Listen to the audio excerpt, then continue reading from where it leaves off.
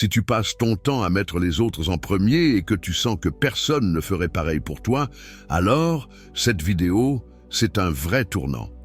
Il est temps d'arrêter de saigner pour ceux qui ne lèveraient même pas le petit doigt pour toi. Aujourd'hui, on va droit au but avec des vérités brutales mais libératrices du stoïcisme. Tu vas comprendre comment des sages comme Épictète, Sénèque et Marc Aurèle ont affronté des relations toxiques, des gens ingrats et des manipulateurs, et comment toi aussi, tu peux te libérer de cette prison émotionnelle. Reste jusqu'à la fin. Chaque leçon est un électrochoc, une clé qui va ouvrir ta conscience. Parce qu'il faut être clair, tout le monde ne mérite pas ton énergie, et ça ne fait pas de toi quelqu'un de mauvais, ça fait de toi quelqu'un de lucide. Inspire profondément. Ce qui vient après peut transformer complètement ta manière de te lier aux autres et à toi-même. Tu n'es pas la batterie émotionnelle de qui que ce soit. Pose-toi calmement. Combien de fois t'es-tu senti vidé après avoir aidé quelqu'un? Pas parce que t'en avais pas envie, mais parce que c'était toujours à sens. Unique. La vérité fait mal, mais faut la dire. Il y a des gens qui ne s'intéressent pas à toi, juste à ce que tu peux leur offrir. Ils te voient pas comme une personne, mais comme une borne de recharge émotionnelle. Un fournisseur d'énergie affective qu'ils branchent dès qu'ils en ont besoin. D'après Épictète, on doit se concentrer uniquement sur ce qu'on contrôle. Et tu sais ce qui échappe totalement à ton contrôle? L'ingratitude des autres. Le manque de réciprocité, cette attente absurde que tu sois toujours dispo, même quand tu es au bout du rouleau. Comprends ça une bonne fois pour toutes. Être gentil, ça veut pas dire être disponible 24h/24. La vraie bonté vient d'un choix conscient, pas d'une obligation silencieuse. Concrètement, cette leçon est un réveil. Arrête de te donner à ceux qui ne viennent que quand ils sont dans la merde. Cette personne qui t'appelle uniquement quand tout va mal chez elle, mais qui disparaît quand c'est toi qui coules.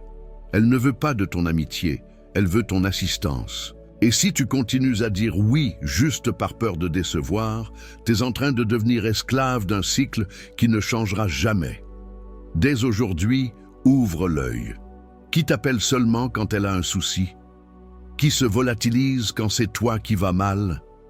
Qui se vexe quand tu dis non? Ces signaux te disent une chose. T'as affaire à un parasite émotionnel, pas à quelqu'un qui tient à toi. Le stoïcisme ne t'apprend pas à être froid. Il t'apprend à être juste. Et être juste avec toi-même, c'est savoir poser des limites, dire stop, protéger ton âme comme un sanctuaire sacré. Parce que quand tu commences à valoriser ta paix intérieure, tu te rends compte que tout le monde n'a pas le droit d'y entrer.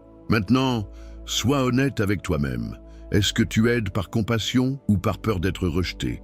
Est-ce que tu es généreux ou est-ce que tu te trahis pour garder certaines personnes près de toi? La vérité, c'est que chaque fois que tu t'épuises pour plaire à ceux qui ne donnent rien en retour, tu ne fais pas preuve de bonté. Tu te détruis en silence. Et personne ne mérite que tu t'abandonnes juste pour être accepté. Si ça t'a touché en plein cœur, respire. La prochaine leçon va te montrer comment la générosité sans limite peut t'amener droit à l'oubli de toi-même. Quand aider signifie s'oublier, il y a une frontière mince, quasi invisible, entre la générosité et l'auto-abandon. Et dès que tu la franchis, tu commences à te perdre en essayant d'être tout pour tout le monde. Tu connais cette sensation, celle de toujours vouloir bien faire, mais de te sentir de plus en plus vide à l'intérieur. Sénèque, l'un des plus grands maîtres du stoïcisme, disait que la vertu se trouve dans l'équilibre, pas dans l'annulation de soi. La vraie aide vient d'une force intérieure, pas du besoin d'être aimé à tout prix. Si tu dis « oui tout le temps », alors que tout en toi hurle « non », ce n'est plus de la bonté depuis longtemps. C'est juste une manière bien déguisée de t'abandonner pour répondre aux attentes des autres. Dans la vraie vie, ça veut dire reconnaître que ta gentillesse est devenue une prison, que tu passes ton temps à éteindre les incendies émotionnels des autres pendant que ton âme brûle en silence, que ton utilité est devenue synonyme d'épuisement, de frustration et de disparition. Et ça, ce n'est pas de la générosité, c'est de l'esclavage émotionnel qui se fait passer pour de l'empathie. Et voilà le plus dur à avaler. Si tu vis accro au oui, il viendra un moment où tu devras complètement t'oublier. Pour continuer à plaire, tu vas étouffer tes désirs, ignorer tes limites, faire taire ta voix intérieure, tout ça pour une acceptation qui ne viendra jamais. Parce que quelqu'un qui exige que tu te renies pour être aimé ne t'a jamais vraiment aimé. Le stoïcisme est clair, on ne donne pas ce qu'on n'a plus. Si ta source est à sec, arrête. Si ton cœur est blessé, soigne-le d'abord. Donner ce que tu n'as pas, ce n'est pas noble, c'est dangereux. Et au bout du compte, c'est toi qui termines en miettes, fatigué, persuadé que le problème vient de toi. Alors respire et demande-toi franchement, combien de fois t'es-tu senti coupable de penser à toi en premier? Combien de fois as-tu aidé et t'es senti vidé juste après? Et si ta gentillesse n'était qu'un soutien émotionnel pour quelqu'un qui ne te cherche que par intérêt? Tu n'es pas ici pour porter le monde entier sur tes épaules. Tu es ici pour vivre avec lucidité, avec présence, avec respect de toi-même. Et ça commence dès que tu comprends que t'aider les autres au détriment de ta propre santé mentale. Ce n'est pas de la vertu, c'est de l'autodestruction. Si cette leçon t'a remué, respire. La suivante va droit au cœur de ce qu'on néglige souvent, ton temps, cette richesse qu'on gaspille trop facilement, alors qu'elle ne revient jamais. Ton temps est ta ressource, la plus précieuse. T'es-tu déjà demandé combien d'heures de ta vie t'as donné à des gens qui n'auraient jamais fait pareil pour toi? Combien de journées t'as gaspillé dans des discussions stériles, des services imposés ou des rendez-vous qui t'ont vidé au lieu de te nourrir? Le temps, c'est la chose la plus précieuse qu'on ait, parce que c'est la seule, et qu'on ne récupère jamais une fois perdue. Marc Aurèle écrivait dans ses pensées pour moi-même, « La vie n'est pas courte, c'est nous qui la gaspillons. » Et cette vérité-là, faut qu'elle résonne fort en toi. Parce que pendant que tu cours à droite à gauche pour faire plaisir, que tu dis oui par peur, que tu te perds dans des drames qui ne t'appartiennent même pas, la vie, elle passe. Et au moment où tu te réveilles, t'as déjà filé ton histoire entière à des gens qui ne méritaient même pas un chapitre. Le stoïcisme t'apprend à traiter ton temps avec respect, comme un bien sacré. Chaque heure que tu donnes à quelque chose ou quelqu'un, c'est un choix. Et chaque choix a un prix. À chaque fois que tu dis oui à un truc sans valeur, tu dis non à quelque chose qui pourrait te faire grandir, te reposer, te guérir, ou juste te reconnecter à toi-même. En pratique, cette leçon t'invite à devenir le gardien de ton agenda intérieur. Ce n'est pas une question de devenir injoignable, c'est comprendre que dire oui à tout et à tout le monde, c'est la voie rapide vers l'épuisement total. Parce que ceux qui vivent pour plaire à tout le monde oublient de vivre leur propre vie. Dis-moi franchement, combien de fois t'as répondu à des appels en plein moment important pour toi? Combien de fois t'as accepté une sortie que t'avais même pas envie de faire, juste pour pas froisser quelqu'un? Et combien de fois t'as sacrifié ton repos, ton soin de toi, pour venir éteindre les feux des autres? Faut du courage pour admettre ça. Ton temps est bouffé par des gens qui ne valorisent même pas 5 minutes de ta présence.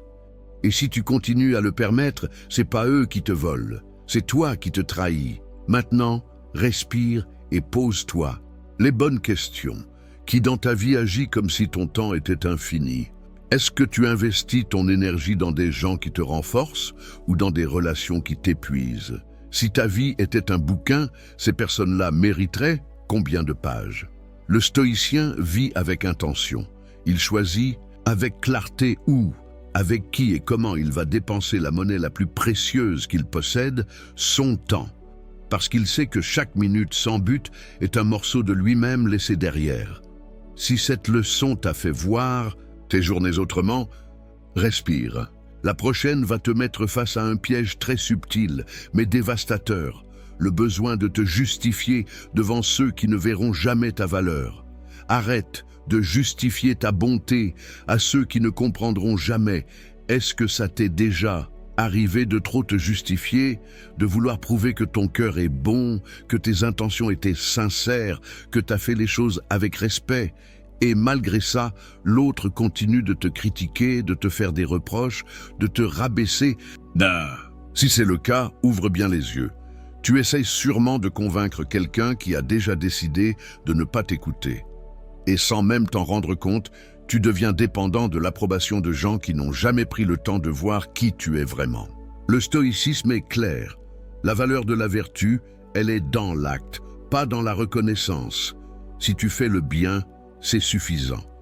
T'as pas besoin d'applaudissements, ni de médailles, ni de validation constante. Et souvent, ceux qui exigent le plus d'explications sont précisément ceux qui ne se soucient pas de la vérité. Ils veulent juste te maintenir coupable et soumis.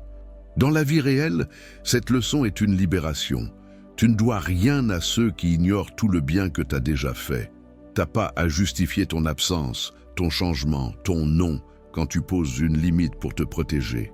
Ton seul tribunal, c'est ta conscience. Et la paix qui vient d'elle vaut bien plus que le jugement de qui que ce soit.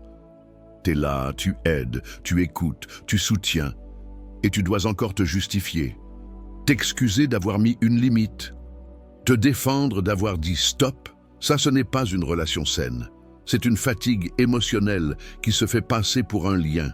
Et plus tu essayes de prouver ce que tu ressens, plus tu t'enfonces dans une dynamique injuste et toxique.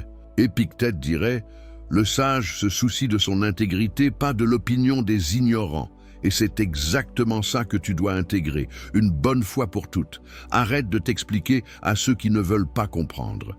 Commence à te respecter en silence, avec calme et fermeté. Maintenant, pose-toi les bonnes questions. Combien de fois t'as dû expliquer une décision personnelle à quelqu'un qui ne le fait jamais pour toi? Pourquoi tu ressens ce besoin de te justifier pour maintenir un lien qui, en fait, est à sens unique? Est-ce que t'es pas en train d'essayer de convaincre quelqu'un qui a déjà décidé de ne pas te valoriser? Tu n'as plus à te justifier. Ta vérité ne dépend du regard de personne. Et l'amour authentique ne te demandera jamais de te rabaisser pour être accepté. Si cette leçon t'a libéré, même un peu, respire. Parce que la prochaine va t'apprendre que dire non, parfois, c'est le plus beau geste d'amour que tu peux faire pour toi-même. Dire non, c'est aussi de l'amour propre. On t'a appris que dire non, c'était être dur, effroi, insensible. On t'a fait croire que pour être une bonne personne, tu devais toujours dire oui, toujours être dispo, toujours comprendre l'autre même quand c'est toi qu'on piétine. Alors laisse-moi te dire une chose. On t'a menti. Dire non, c'est pas de l'égoïsme, c'est de l'hygiène émotionnelle. C'est savoir que t'as des limites, que t'as besoin de te préserver, que ta paix intérieure ne peut pas être sacrifiée à chaque caprice extérieur. Le stoïcien, il n'a pas peur de décevoir. Il sait que parfois protéger son âme, c'est dire non sans détour, même si l'autre comprend pas.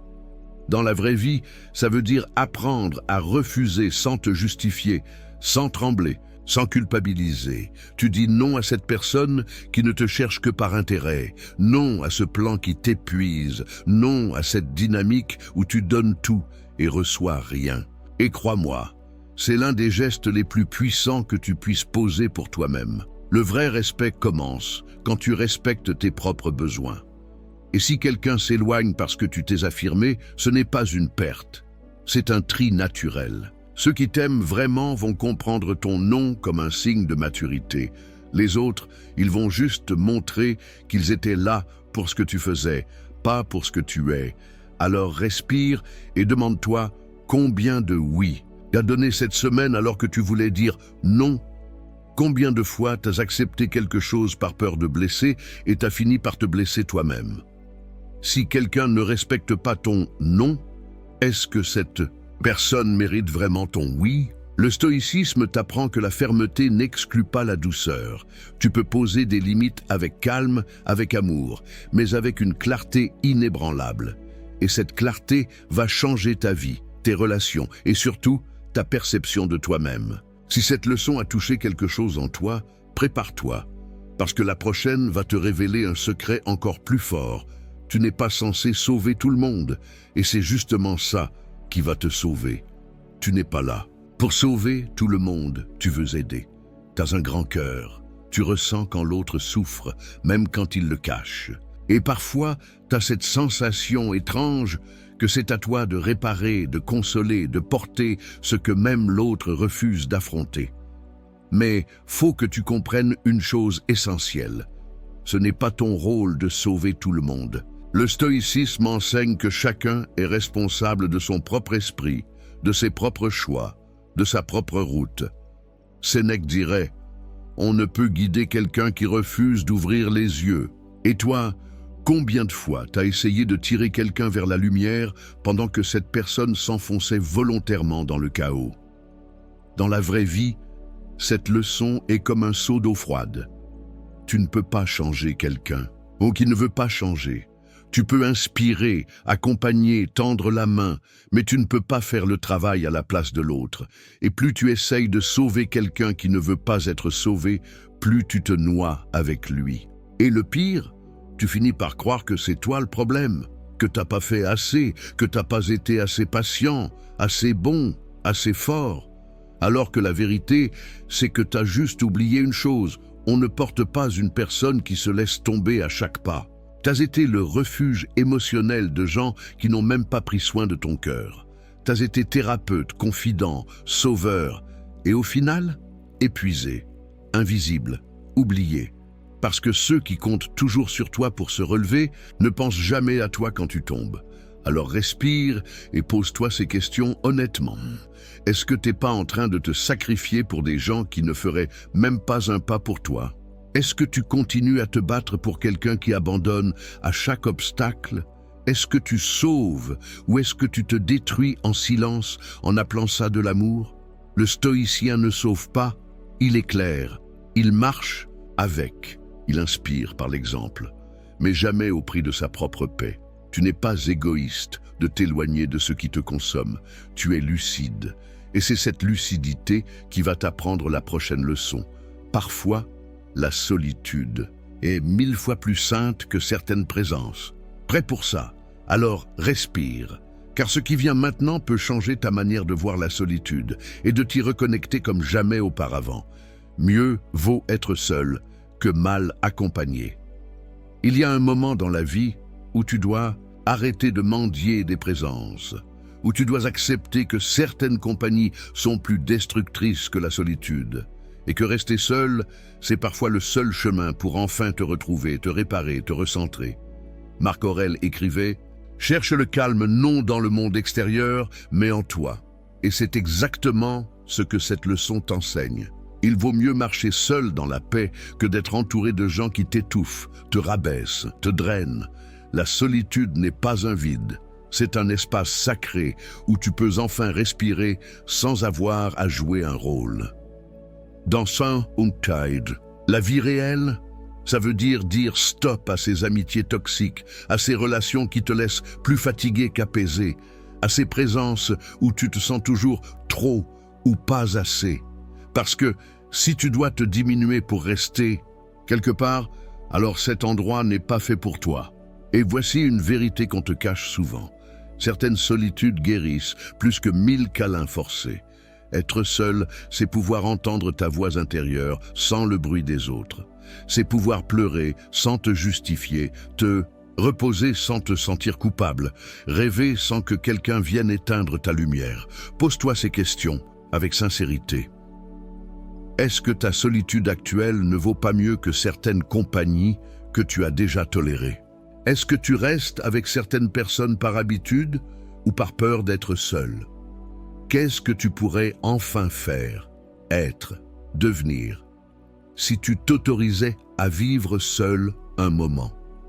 Le stoïcisme te dit, tu es complet, en toi, tu n'as pas besoin d'une foule pour te sentir vivant. Et si tu apprends à apprécier ta propre compagnie, plus jamais tu ne laisseras quelqu'un te maltraiter juste pour ne pas être seul. Si cette leçon t'a soulagé, reste ici, parce que la prochaine va droit au cœur d'un mensonge très dangereux. Croire que ton silence, ta gentillesse, ta loyauté sont toujours récompensés. Tout ce que tu donnes ne reviendra pas. Et c'est ok. T'as déjà donné de ton temps, de ton amour, de ton énergie et reçu le silence en retour. T'as déjà aidé quelqu'un sans mesure, pensant que ça créerait un lien sincère, et cette personne a juste disparu.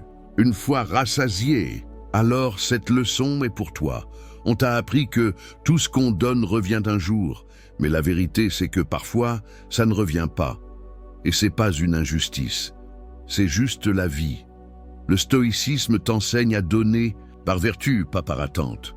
À faire le bien parce que c'est dans ta nature, pas pour recevoir une médaille ou de la reconnaissance. Dans la vraie vie, ça veut dire comprendre que ton cœur n'est pas une entreprise de troc, que tu peux aimer sans être aimé en retour, que tu peux soutenir quelqu'un qui ne fera jamais pareil pour toi, et que ça ne diminue en rien la beauté de ce que tu as offert.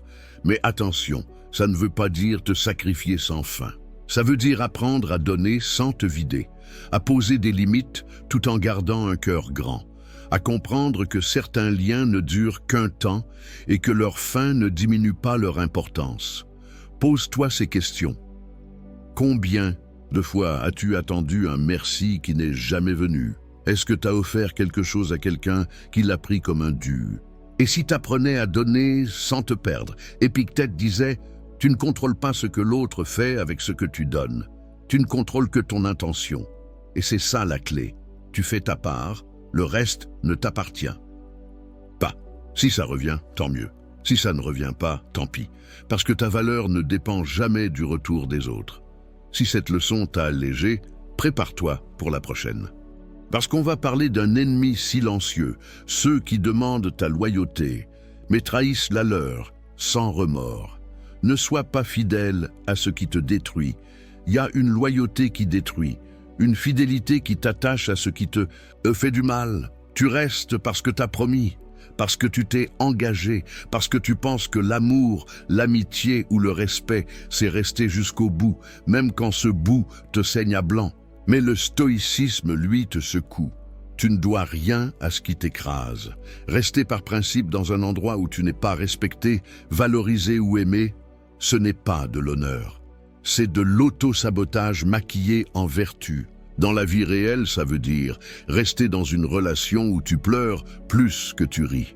Défendre quelqu'un qui te poignarde dans le dos dès que tu as tourné le regard. Être loyal envers un projet, une entreprise ou un groupe qui n'a aucune loyauté envers toi. Et pourquoi? Par peur, par habitude, par cette idée fausse que quitter, c'est échouer, alors que parfois partir, c'est se sauver, et rester, c'est mourir à petit feu.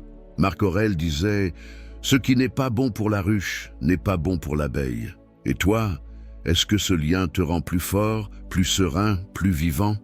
Ou est-ce qu'il te vide, te ronge, t'éteint? Pose-toi franchement ces questions. Est-ce que tu es resté fidèle à des choses, des gens ou des milieux qui ne le méritaient pas? Est-ce que tu as confondu loyauté avec dépendance? Est-ce que tu as peur de partir ou peur d'être enfin libre? Le stoïcien n'est pas dur, il est lucide. Il sait que parfois, couper le lien, c'est pas un acte de froideur. C'est un acte d'amour-propre, de survie, de renaissance. Tu ne peux pas t'épanouir là où on t'étouffe, et tu ne peux pas briller là où ta lumière dérange. Si cette leçon t'a réveillé, accroche-toi, parce que la prochaine va te confronter à l'une des décisions les plus puissantes que tu puisses prendre. Choisir ta paix, même si ça déçoit les autres. Choisir la paix même. Si ça déplaît à force de vouloir plaire, t'oublies, t'écrases tes envies, tu retiens ta vérité. Tu t'obliges à sourire alors que tu as envie de hurler. Et pire encore, tu restes là où ton cœur hurle, fuis, juste pour ne pas décevoir. Mais dis-moi une chose, qui t'a dit que ta paix devait être négociée? Le stoïcisme t'apprend que la paix intérieure vaut plus que n'importe quelle approbation. Tu n'as pas été mis sur cette terre pour être validé par tout le monde. Et souvent, ceux que tu veux tant satisfaire ne se soucient même et pas de ton bien-être. Alors, pourquoi continuer à souffrir en silence juste pour être accepté? Dans la vraie vie, cette leçon veut dire non à cette fête qui te fatigue, à ce groupe qui t'étouffe, à ce rôle que t'as joué trop longtemps. Ça veut dire quitter la pièce sans faire de bruit quand l'ambiance ne t'élève plus. Et surtout, ça veut dire arrêter de t'expliquer à ceux qui ne cherchent même pas à comprendre. Parce qu'à un moment, tu dois faire un choix clair, ta paix ou leur confort. Et crois-moi, chaque fois que tu choisis de t'abandonner, pour ne pas déranger, tu perds un bout de toi. Pose-toi ces questions avec honnêteté. Combien de fois as-tu choisi de te taire pour ne pas créer de conflit? Combien de fois t'as avalé des paroles, des gestes, des silences, qui t'ont blessé juste pour éviter des histoires? Et si pour la première fois tu choisissais ta paix, même si ça déplaît? Épictète disait « La liberté commence le jour où tu cesses de craindre ce que les autres pensent de toi. » Et c'est cette liberté qui va te permettre de respirer à nouveau, de dormir tranquille, d'être aligné enfin. Si cette leçon t'a fait réfléchir, reste bien là. Parce que ce qui vient ensuite est une vérité rare mais essentielle. Tu ne dois pas répondre à tout. Et parfois, le silence, c'est ta meilleure réponse. Le silence est une réponse. Il y a des moments où parler, c'est se rabaisser, où expliquer, c'est perdre du temps, où répondre, c'est se mettre au même niveau que ceux qui ne veulent pas comprendre. Et dans ces moments-là, le silence devient ton armure, ta paix, ton nom qui ne crie pas, mais qui dit tout. Le stoïcisme enseigne que tu ne dois pas réagir à chaque provocation, à chaque critique, à chaque injustice. Parce que plus tu réagis, plus tu donnes du pouvoir à l'autre. Et parfois, ignorer, c'est préserver ce que tu as mis des années à construire, ta stabilité intérieure. Dans la vie réelle, ça veut dire ne pas répondre à ce message passif-agressif. Ne pas justifier une décision à quelqu'un qui a déjà son jugement tout prêt. Ne pas te défendre face à quelqu'un qui ne veut pas t'écouter, juste te vaincre. Le silence n'est pas une faiblesse, c'est une forme de sagesse. Et parfois, c'est le seul langage que certaines personnes comprennent quand elles n'obtiennent pas ce qu'elles veulent. Ton attention, ta colère, ton trouble, elles s'éteignent toutes seules. Pose-toi ces questions. Combien de fois as-tu regretté d'avoir répondu sous l'émotion? Combien de fois ton silence aurait-il évité un conflit inutile? Et si, à partir de maintenant, tu choisissais le silence comme acte de puissance, pas de fuite? Marc Aurèle écrivait « La meilleure vengeance, c'est de ne pas leur ressembler. Et ne pas leur ressembler, c'est aussi choisir le silence quand le bruit de l'autre ne mérite plus ta voix. Si cette leçon t'a fait du bien, attends la suivante, parce qu'elle va te rappeler une vérité qu'on oublie souvent. La fatigue émotionnelle est un signal sacré, pas une faiblesse. Ta fatigue est un cri de l'âme, écoute-le, tu dis que t'es juste fatigué, que ça va passer, que t'as juste besoin de dormir un peu, de prendre un week-end, de respirer. Mais cette fatigue-là, elle revient, encore, et encore. Et, au fond, tu sais que c'est pas qu'un manque de sommeil, c'est ton âme qui crie, et tu fais semblant de pas l'entendre. Le stoïcisme ne parle pas de performance constante, il parle d'équilibre, de mesure, de sagesse. Et cette sagesse, elle commence quand tu arrêtes de fuir ta propre fatigue émotionnelle, quand tu comprends que t'as pas été créé pour encaisser sans fin, pour tout supporter en silence, pour être fort tout le temps. Dans la vraie vie, ça veut dire t'arrêter, te demander pourquoi je suis aussi épuisé, qu'est-ce que je supporte que je ne devrais plus supporter, qu'est-ce que je donne que personne ne me rend. Parce que ce n'est pas normal de vivre en surcharge permanente, de se lever le cœur serré, de passer ses journées à se forcer. Ton corps fatigue, oui, mais ton âme, elle s'éteint. Et si tu ignores ça, un jour, elle va se taire pour de bon. Et toi, tu seras là, vide, fonctionnel, mais mort à l'intérieur. Marc Aurèle disait « Tout ce qui va contre la nature prend fin tôt ou tard ». Et vivre sans respecter tes limites, c'est aller contre ta nature. Tu n'es pas une machine, tu es un être humain avec des besoins, des émotions, des douleurs et surtout avec le droit de dire « stop ». Alors aujourd'hui, écoute ce que ton corps murmure, ce que ton cœur réclame, ce que ton esprit tente encore de sauver. Et si tu sens que tu es au bord, recule, dors, respire, pleure, reviens à toi, parce que personne ne le fera à ta place. Si cette leçon a touché une corde sensible en toi, prépare-toi pour la dernière. Elle va te rappeler que tout ce chemin, tous ces choix, tout ce courage ont un but plus grand. Devenir enfin celui ou celle que tu étais destiné à être. Deviens celui que tu étais censé être. Tout ce que tu as vécu n'était pas pour rien. Chaque non que tu as eu à encaisser, chaque amitié qui t'a trahi, chaque silence que tu as dû supporter, chaque fatigue, chaque larme, chaque nuit à douter de toi, tout ça faisait partie du chemin. Le chemin pour te ramener à toi-même. Le stoïcisme, c'est pas juste une philosophie, c'est un appel. Un rappel que la vraie force, elle vient, et pas de la brutalité, mais de la clarté. Que le pouvoir n'est pas dans le contrôle des autres, mais dans la maîtrise de soi. Et que la liberté n'est pas dans le monde extérieur, mais dans le choix de qui tu décides de devenir. Malgré tout ce que tu as traversé, dans la vie réelle, cette leçon est un réveil. Une secousse douce mais puissante. Tu n'es pas obligé de rester petit. Tu peux te relever, recommencer, écrire une nouvelle version de toi, sans t'excuser, sans te cacher, sans te limiter. Pose-toi ces dernières questions avec honnêteté. Qui serais-tu si tu laissais tomber la peur du rejet? Qu'est-ce que t'oserais enfin créer, dire ou vivre si tu cessais de te trahir pour plaire? Et si tout ce que tu as vécu jusqu'ici était exactement ce dont tu avais besoin pour devenir imparable? Marc Aurèle écrivait « La vie d'un homme est ce que ses pensées en font. » Alors à partir d'aujourd'hui, pense comme celui que tu veux être. Agisse comme si tu y étais déjà. Parle avec la voix de celui qui s'est enfin trouvé. Et avance, même à petits pas, même tremblant, même fatigué. Parce que chaque jour où tu choisis ta paix, ta vérité, ta dignité, tu t'approches de la meilleure version de toi-même. Et cette version-là, elle mérite tout. Le respect, l'amour, la liberté et surtout, la paix intérieure. Si tu es arrivé jusqu'ici, je veux te dire bravo, sincèrement. T'as pas juste regardé une vidéo, t'as choisi de te regarder en face, d'écouter ta vérité et d'oser devenir plus fort, plus conscient, plus libre. Et rien que pour ça, tu mérites tout mon respect. Ce chemin n'est pas facile, mais t'as déjà fait un pas énorme. Alors, ne t'arrête pas là. Abonne-toi à la chaîne et active la cloche. Ici, chaque vidéo est faite pour t'aider à construire une mentalité solide, à poser des limites saines et à vivre avec dignité.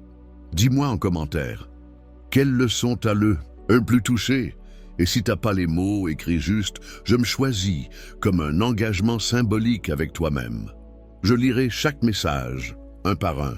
2 autres vidéos vont s'afficher maintenant. Clique sur celle qui t'appelle le plus et continue ce voyage de retour vers toi-même.